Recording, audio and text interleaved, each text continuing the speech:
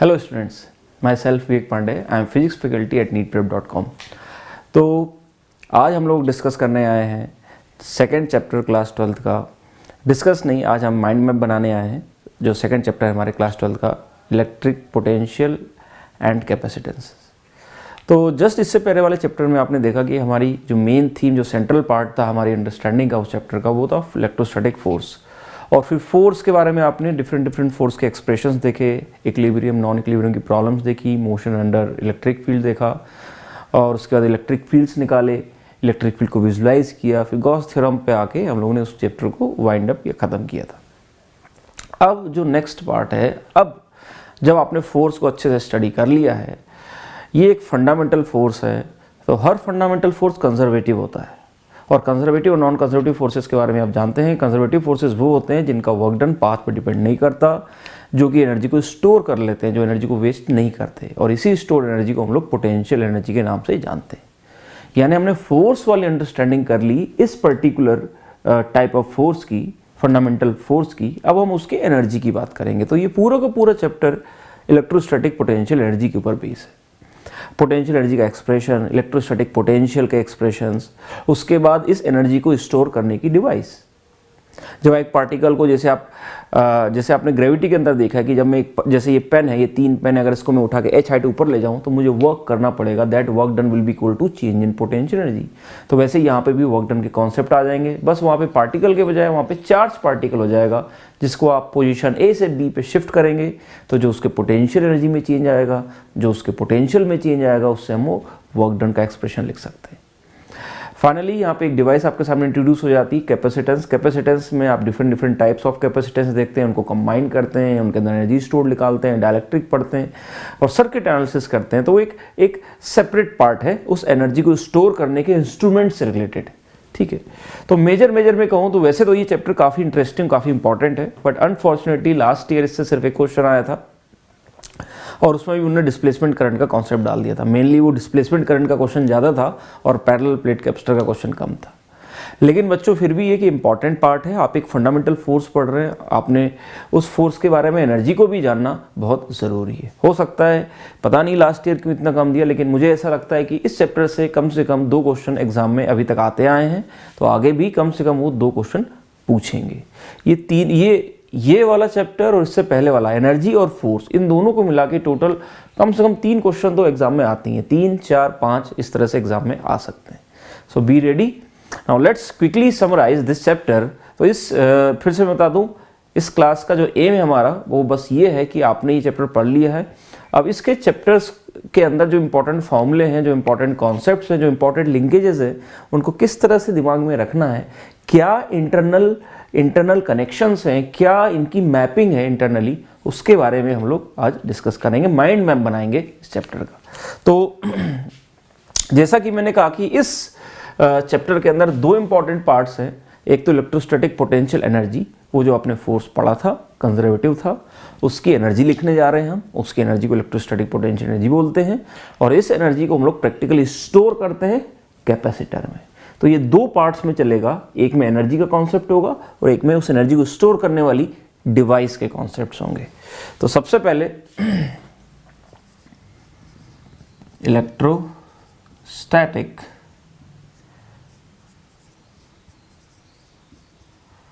Potential energy.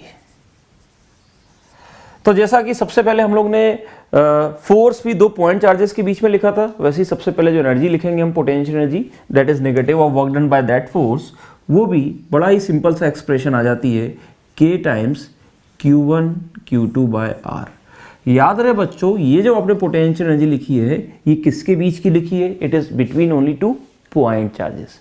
अगर 2 point charges के बीच में इंटरेक्टिव फोर्स, जो कूलम्ब्स लॉ था, उस फोर्स को अगर मैं इंटीग्रेट कर दूं नेगेटिव साइन के साथ, from infinity to that R, we get this expression of electrostatic potential energy. मतलब this is the energy stored in the form of electric field between these 2 charges which are interacting.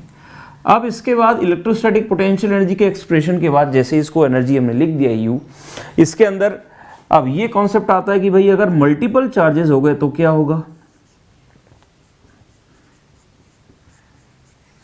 Multiple charges भाई दो charges की ये energy है, तो अगर तीन charge हो गए तो आपको पता है तीनों आपस में इंटरेक्ट करेंगे और तीनों की इंटरेक्शन एनर्जी को हमें टोटल करके लिखना पड़ेगा।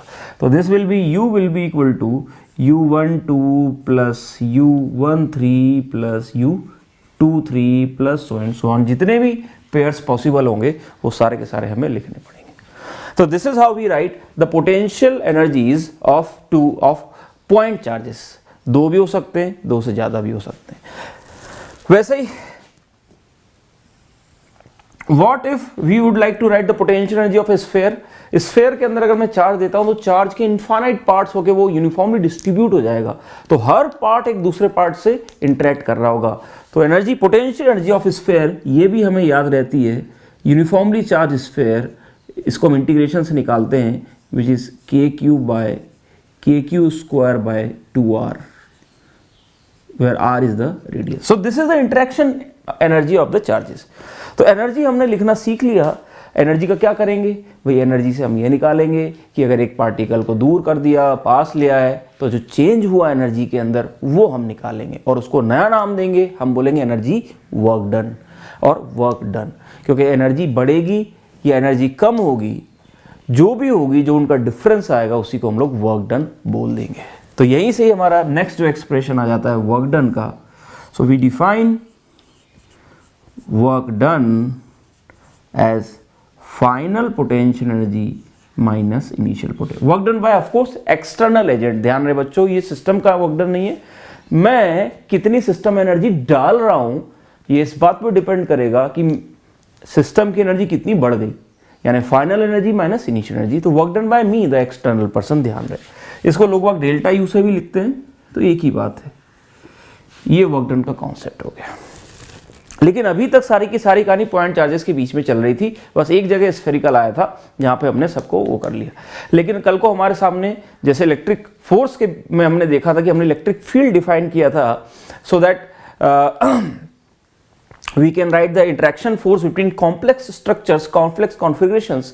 वैसे उन्हीं complex configurations, रिंग के, स्फेयर की, लाइन चार्ज की, शीट की, वैसे शीट और लाइन चार्ज की हम पोटेंशियल नहीं लिखते, एनर्जी नहीं लिखते, लेकिन रिंग की हम लिखेंगे और स्फेयर की पोटेंशियल एनर्जी हम लिखेंगे। तो हम डिफाइन करते हैं यहाँ पे नया टर्म, जो आपको पता है इसका अगला टर्म यहाँ से निकल के आता है इलेक्ट्रिक पोटेंशियल। इलेक्ट्रिक पोटेंशियल, जिसको आप लिखते हो V, जिसमें एक चार्ज को Q को 1 ले लेते हैं तो दूसरा वाला जो बच जाता है, ये V is equal to potential energy by Q। ये इसकी बेसिक टर्मिनोलॉजी आती है। अब इसके बाद आप पोटेंशियल लिखते हो ड्यू टू पॉइंट चार्ज, तो पॉइंट चार्ज के लिए हो जाता है ये KQ by R। Due to dipole, ये हो गया पॉइंट चार्ज, पॉइंट चार्ज ये हो जाएगा डाइपोल के कारण। तो डायपोल की एक्सिस पे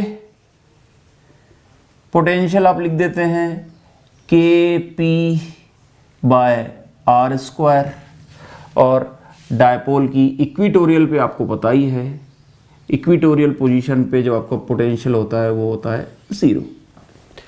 ठीक है, KP by R square and V equatorial will be 0। और इन जनरल किसी भी एंगल पे भी आपने लिखना जानते हैं आप, वो कंपोनेंट करके कर लेते हैं। फिर उसके बाद आप इलेक्ट्रिक पोटेंशियल लिखते हैं, आप उसके बाद इलेक्ट्रिक पोटेंशियल लिखते हैं due to a ring. Ring की एक्सिस पे लिखते हैं, फॉर्मूला आपका V एट एक्सिस हो जाता है KQ by R square plus X square का अंडर रूट, है ना। एक्सिस पे हमने ऐसे लिखा था। फिर उसके बाद आप potential due to a sphere लिखते हैं। स्फेयर होलो वाले के लिए ज़्यादा इंपॉर्टेंट है, सॉलिड वाले के लिए तो फिर भी आपको इंटीग्रेट करने वाला था। तो V इनसाइड यूनिफॉर्म होता है KQ बाय R, और यहीं पे V आउटसाइड जो होता है वो आपका आ जाता है KQ बाय स्मॉल r। और इस पे आपने डिफरेंट टाइप के क्वेश्चंस किए थे। ठीक है बच्चों, so this is about electric potential. Next जो चीज़ निकल के आती है बच्चों, इसमें ये पोटेंशियल जो हमने पढ़ा, इस पोटेंशियल को हम इलेक्ट्रिक फील्ड से रिलेट करते हैं। ये जो V है इसके कई सारे फॉर्मूले बन के आ जाते हैं। एक तो ये माइनस, इसको इलेक्ट्रिक फील्ड से रिलेट करते हैं कि E is equal to minus of dV by dr। आपको याद होगा ये, इस पे काफ़ी ज़्यादा क्वेश्चंस आते हैं, relation between electric field end voltage. ठीक है बच्चों, और यही नहीं, इसी से हम लोग वर्क डन भी रिलेट कर देते हैं, ये वर्क डन वाला रिलेशन भी आ जाता है। इसका जो वर्क डन हो जाएगा वो क्या हो जाएगा, Q times final potential minus initial potential, VA minus VB। तो ये दो थोड़ा इस टाइप के आपने काफ़ी क्वेश्चन किए होंगे, आपको रिलेट हो रहा होगा कि वो सेम कॉन्सेप्ट, जैसे पोटेंशियल एनर्जी है वैसे पोटेंशियल एनर्जी को पोटेंशियल के टर्म्स में इस तरह से हम लोग वर्क डन की तरह सॉल्व कर सकते हैं। तो आप देख रहे हैं कि ये सारा का सारा जो कॉन्सेप्ट है ये एनर्जी से रिलेटेड कॉन्सेप्ट है, मैथमेटिकल थ्योरेटिकली चल रहा है, अभी तक इसमें कोई प्रैक्टिकल बात नहीं आई। अब नेक्स्ट बात आती है कि भाई इस एनर्जी को स्टोर किसके अंदर करते हैं, storage, it is stored in capacitor, जहां आपने C is equal to Q charge देके बाय डेल्टा V किया था बाय डेफिनेशन। तो कैपेसिटर्स के अंदर तो ये जो एनर्जी का सारा जो कॉन्सेप्ट है, ये electrostatic energy is practically stored in a device which is called as capacitor. This is the next half of our this chapter. तो आप देख सकते हैं कैपेसिटर के अंदर अगेन फिर से कई सारी कहानी आ जाएंगी। यहीं पे कैपेसिटर के अंदर सबसे पहली चीज जो निकल के आती है वो आती है types.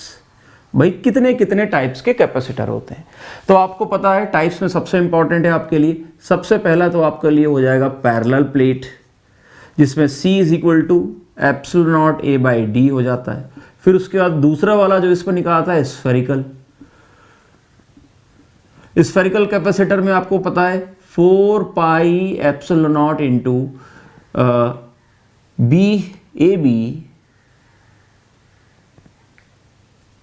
AB upon B minus A।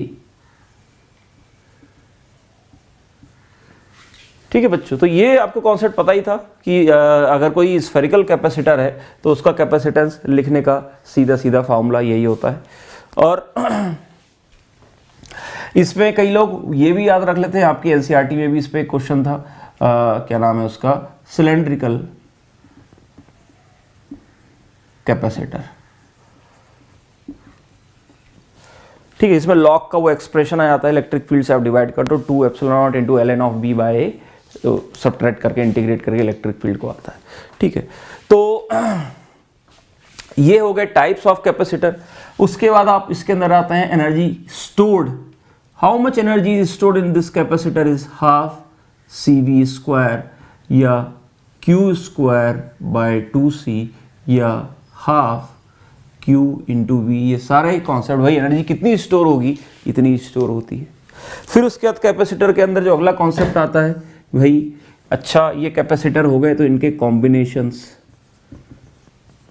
आप कंबाइन करते हो कैपेसिटी बढ़ाने के लिए, सीरीज में, पैरेलल में, लैडर सर्किट, सिमेट्रिक सर्किट। तो क्यों कर रहे हैं हम ये, ताकि हमारी कैपेसिटेंस बढ़ जाए। तो हमने पहले बनाया कैपेसिटेंस के टाइप्स, फिर उसके बाद उसकी एनर्जी लिखी, फिर उसके बाद उनको कंबाइन किया कि so that we get a larger amount of capacitance, जो कि कॉन्सेप्ट उसमें यूज होता है। अलग अलग सिमेट्री वाले क्वेश्चंस आपने किए, जनरली आपको मजा आता है करने में, ईजी होते हैं, कॉन्सेप्चुअल होते हैं। एंड देन हम इसमें एक और चीज प्रैक्टिकल देखते हैं, हम डाइलेक्ट्रिक इंट्रोड्यूस करने से कैपेसिटेंस के टाइम्स बढ़ जाता है। अब डाइलेक्ट्रिक अगर फुल्ली इंट्रोड्यूस्ड है, अगर इट इज फुल्ली इंट्रोड्यूस्ड तो आपको पता है C dash would become KC, और ये अगर ये पार्शली है तो आपको बहुत सारी डिफरेंट प्रॉब्लम्स करनी पड़ती हैं। अगर आपको याद हो, पैरेलल प्लेट कैपेसिटर में हमने आधा पार्ट K1 से भर दिया, बाकी रिमेनिंग आधा का आधा K2 से और K3 से कर दिया, तो उनको हमको इक्विवेलेंट लिखना पड़ता है, इक्विवेलेंट, वो वही डाइलेक्ट्रिक के कॉन्सेप्ट के अंदर आता है।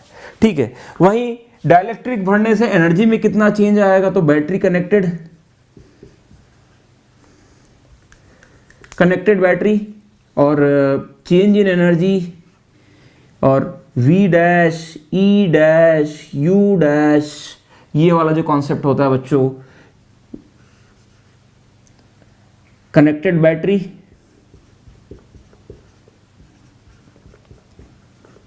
और disconnected battery.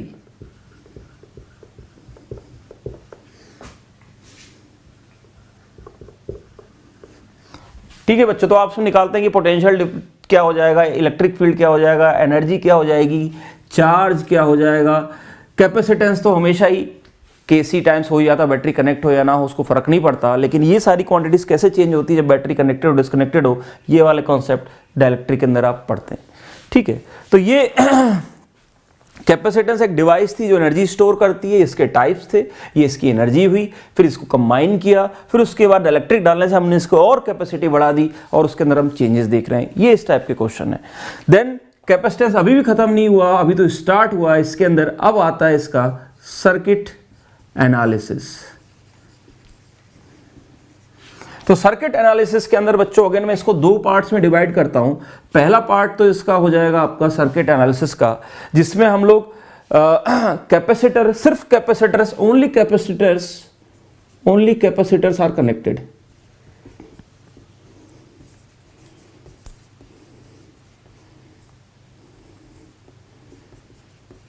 To a battery.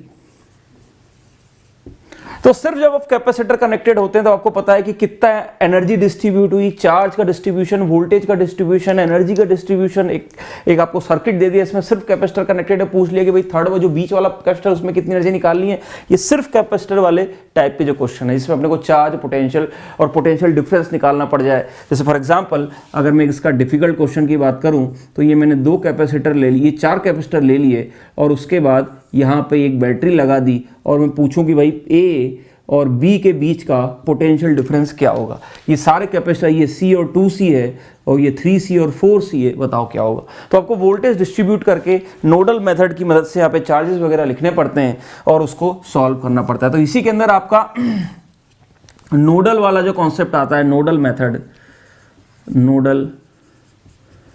Method, वो सारे के सारे कॉन्सेप्ट इसके अंदर, या पोटेंशियल डिवीजन ऑफ वोल्टेज,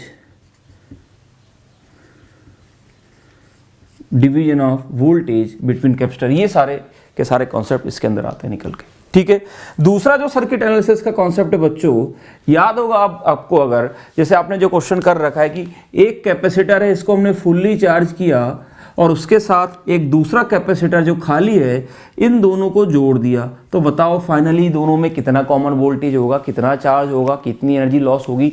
ये वाला जो कॉन्सेप्ट है redistribution of charge between two capacitors, ये भी सर्किट एनालिसिस के अंदर आता है। Distribution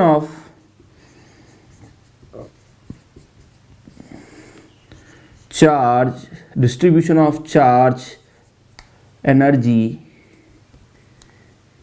end voltage between two capacitors, जिसमें बैटरी नहीं होती। जरा ध्यान से देखो बच्चों, इस वाले पार्ट में क्या था, सिर्फ कैपेसिटर और बैटरी है। इस वाले पार्ट में सिर्फ कैपेसिटर से, दो कैपेसिटर है, एक चार्ज एक अनचार्ज, दोनों को जोड़ दिया, तो बताओ दोनों का कॉमन वोल्टेज क्या होगा। ये वाला क्वेश्चन है। दोनों को हम दोनों कैपेसिटर को चार्ज भी लिख सकते हैं भाई, एक को V1 से चार्ज किया, एक को V2 से चार्ज किया और दोनों को जोड़ दिया, तो बताओ कॉमन वोल्टेज क्या होगा, कितना चार्ज फ्लो किया, कितनी एनर्जी की। काफी इंपॉर्टेंट कॉन्सेप्ट है बच्चों ये डिफिकल्ट भी लगता है लेकिन ये इंपॉर्टेंट है, इसलिए इसको मैंने अलग से सर्किट एनालिसिस के अंदर डाला है। And finally last but not least the RC circuits, जिसमें आप चार्जिंग, डिस्चार्जिंग और करंट लिखते हो as a function of time t, t equal to 0 पे आप I0 लिखते हो, I इन्फिनिटी लिखते हो, I0 plus after long time. ये सारे जो कॉन्सेप्ट है वो इसके अंदर यूज होते हैं। तो आप देख सकते हैं कि इस तरह से है, ये काफ़ी बड़ा सा चैप्टर है बच्चों, और एग्जाम में देखिए, मतलब मैं तो कहूँगा कि इतना कॉन्सेप्चुअल, इतना शानदार चैप्टर है। IIT में तो इससे काफ़ी ज़्यादा क्वेश्चंस आते हैं, खासकर एडवांस में, मेंस में भी आता है, एडवांस में भी आता है, लेकिन नीट में लास्ट ईयर इनने क्वेश्चन ही नहीं दिया, इससे एक भी क्वेश्चन नहीं दिया 2019 में, जबकि इतने अच्छे, इतने इंपॉर्टेंट चैप्टर से इनको एग्जाम में पूछना चाहिए। और इतनी सारी चीज़ें बच्चे पढ़ के जाते हैं क्लासरूम में, कम से कम इसको 3 वीक तक पढ़ाया जाता है, कम से कम 6 से 8 क्लास लग जाती है इसको पढ़ाने में। तो वही है, अपने को तो सेलेक्ट होना है, तो इसीलिए पैटर्न देखना इंपॉर्टेंट है। अब किसी बच्चे का ये अगर बहुत स्ट्रांग है, इतना कॉन्सेप्चुअल चीज़ बेचारा अगर वो सीख के भी गया, लेकिन अगर एग्जाम में क्वेश्चन नहीं आता है तो वो तो जीरो, वो तो उसी के जैसा हो जाएगा जो कुछ नहीं पढ़ के गया। तो दोनों के बीच में कोई कंपैरिजन रहा ही नहीं। तो यही है हमारी इस सीरीज का मेन मोटिव कि बच्चों फिजिक्स तो बहुत ही मज़ेदार है, फिजिक्स के अंदर बहुत इंपॉर्टेंट कॉन्सेप्ट्स है, मैकेनिक्स है, रोटेशन के अंदर चले जाओ, फ्लूइड मैकेनिक्स के अंदर चले जाओ, बहुत ही मज़ेदार, बहुत ही कॉन्सेप्चुअल। लेकिन आपको इस तरह से अपनी स्ट्रेटजी को, इस तरह से अपनी पढ़ाई को फोकस करना है कि आप एग्ज़ाम में जो क्वेश्चंस आए, जिनके आने की प्रोबेबिलिटी ज़्यादा है, आप उसमें ज़्यादा मेहनत करें, क्योंकि इससे ये होगा, पहली बात तो आपका बर्डन कम हो जाएगा। जैसे इतने बड़े चैप्टर को अगर किसी को समझ में नहीं आ रहा है, आपको अगर आज तक समझ में नहीं आया, तो प्रीवियस ईयर के आप वो देख के, प्रीवियस ईयर का जो आप देखोगे कि क्या क्या क्वेश्चंस आए हैं, तो उससे आपको लगेगा अरे यार इतनी टेंशन लेने की जरूरत ही नहीं है, पहले मॉडर्न फिजिक्स कर लूँ मैं, पहले हीट एंड थर्मोडायनेमिक्स कर लूँ मैं, पहले मैं वेव्स कर लूँ मैं, वेव ऑप्टिक्स कर लूँ मैं। तो आपको अपने आप रियलाइज होना चालू हो जाएगा कि मैं स्मार्ट स्टडी करके भी अच्छे नंबर ला सकता हूं, भले ही मैं इस चैप्टर में मुझे वीकनेस फील होती है कुछ पार्ट्स में जो एक्चुअली में टफ है, जो एक्चुअली में कॉन्सेप्चुअल है, बट बाई चांस अगर उससे एग्जाम्स में अगर उतने ज़्यादा क्वेश्चन नहीं आते हैं तो आई कैन प्रायोरिटी में उसको लास्ट में कर सकता हूँ। मैं उसमें इंपॉर्टेंट चीज़ें देख के चले जाऊँ जो एग्जाम में आई हैं पहले, और होपफुली एग्जाम में अगर उससे देखा हुआ आ जाता तो ठीक है, नहीं तो कोई बात नहीं। तो यही है इस माइंड मैपिंग और इस टेक्निक का मेन मोटिव, ताकि आपको एक पुश मिले एक सही डायरेक्शन में कि फिजिक्स ओवरऑल बेस्ट है, समझने के लिए पूरा मैदान खुला है, लेकिन आपको एक स्ट्रेट फॉरवर्ड स्ट्रेट लाइन में मूव करना है ताकि आपकी सक्सेस आपको जल्दी से जल्दी अटेन हो। ठीक है, तो ये था mind map of electrostatic energy and capacitor इस चैप्टर का।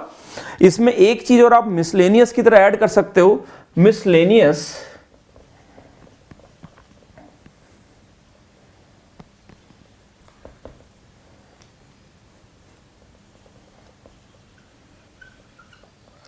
वो है कंडक्टर्स। कंडक्टर्स के अंदर कंडक्टर की प्रॉपर्टी,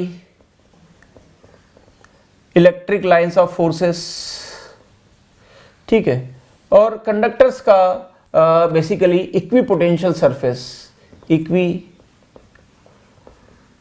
पोटेंशियल नेचर, ये चीज को मिसलेनियस में डाल रहा हूं क्योंकि इनडायरेक्टली जब हम क्लास में कराते हैं तब इसको रिलेट करते हैं कैपेसिटर से पहले, लेकिन आपको थोड़ा कंफ्यूजन हो जाता है, इसलिए मैंने उसको स्किप कर दिया, उसको साइड में से लिख दिया। भाई कंडक्टर नाम की भी एक चीज़ है, वो भी हम देख लेते हैं, उसकी important properties, electric field lines की प्रॉपर्टीज, खासकर कंडक्टर के ऊपर कैसे टर्मिनेट होती हैं, उसके साथ हमेशा परपेंडिकुलर होती है, कंडक्टर के अंदर एब्सेंट होती है, इलेक्ट्रोस्टैटिक शील्डिंग, ये सारा जो कॉन्सेप्ट है वो मैंने अलग से डाल दिया है।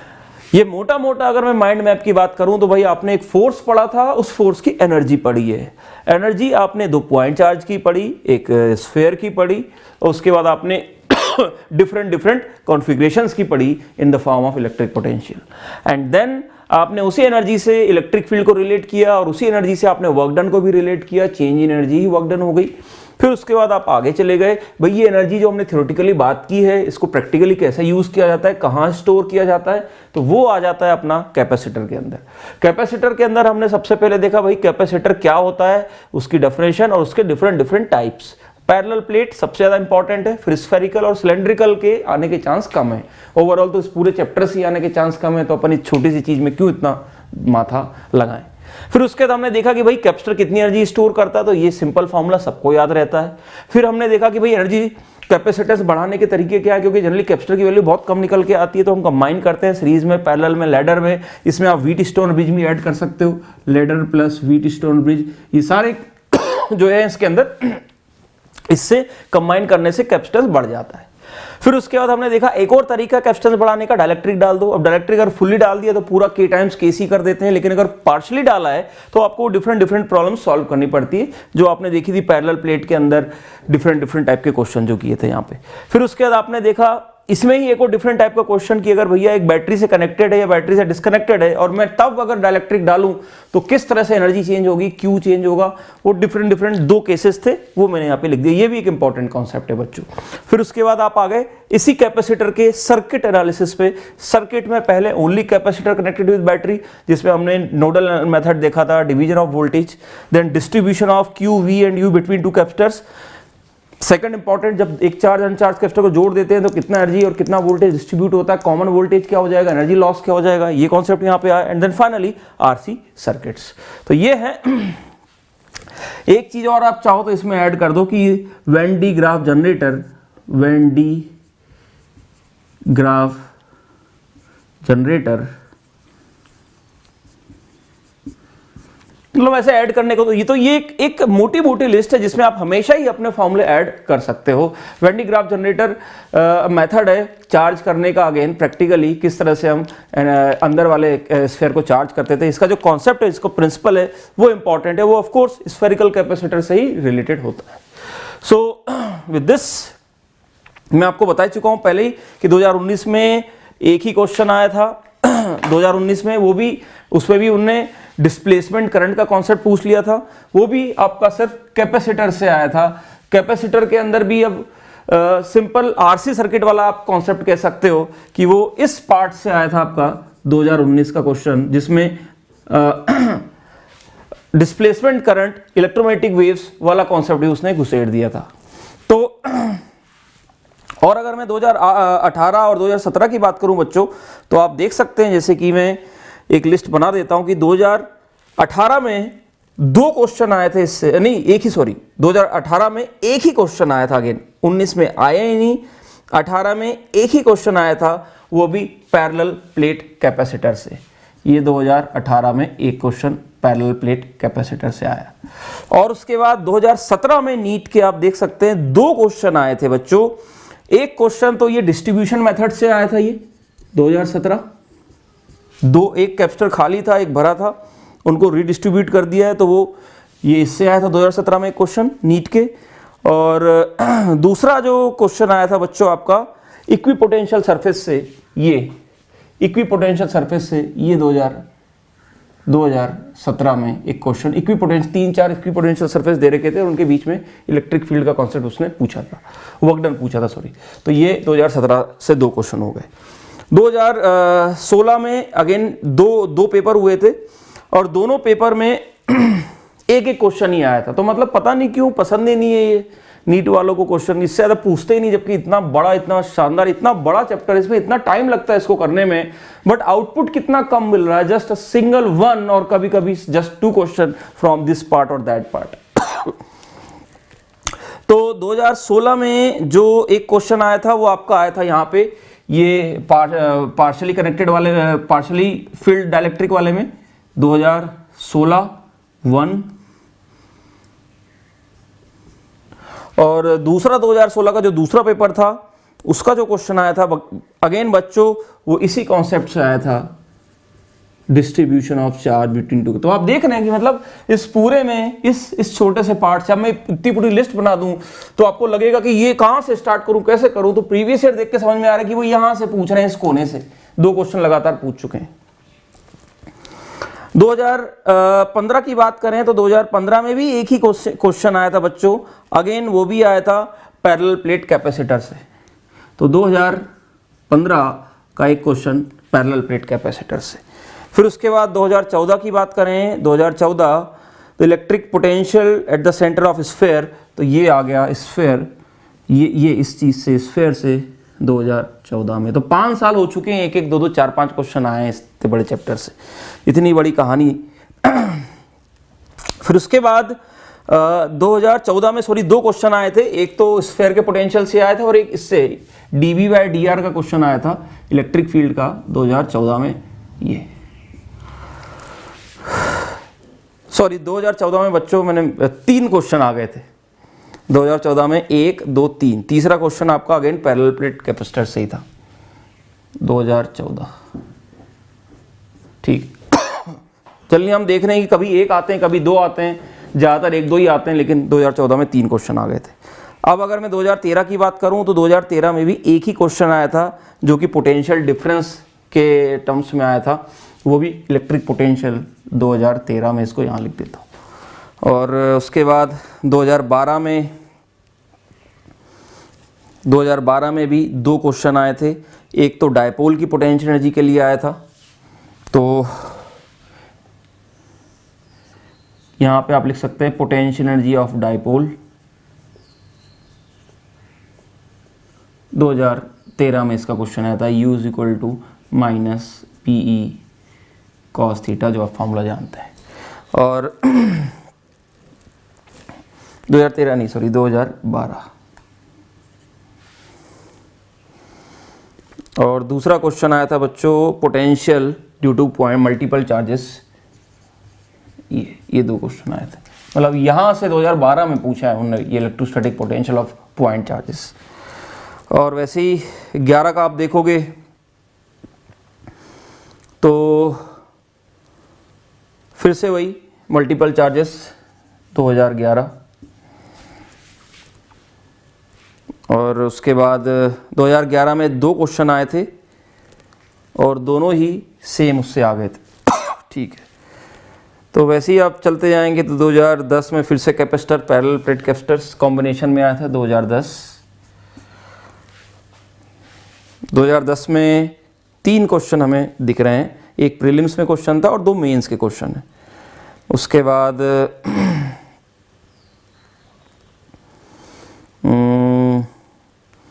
एक क्वेश्चन तो condenser then connected ideal capacitor inductor के साथ जोड़ दिया, और ये तो खैर एसी सर्किट का क्वेश्चन हो गया था। एक क्वेश्चन आपका आ गया था between them the plates are dipped into kerosene, ये 2010 में इससे आया था।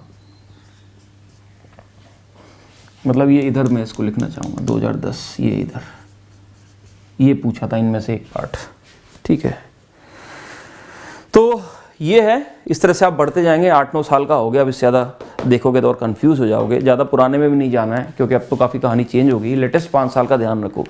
तो ये है बच्चों, ये इसका माइंड मैप है। आप इसको अपनी कॉपी में एक बार लिख सकते हो। मैं तो प्रेफर करूँगा कि आप इसको देख के लिखें, क्योंकि फ़ोटो खींचने से आपको याद नहीं रहेगा। ये आपने वीडियो देखने के बाद एक बार खुद से ट्राई करना है इसको अपने से, फिर से पूरा का पूरा लिखने के लिए। वो चीज़ आपको एग्ज़ाम तक याद रहेगी अगर आपने इसको अपने से लिखा वीडियो बंद करके।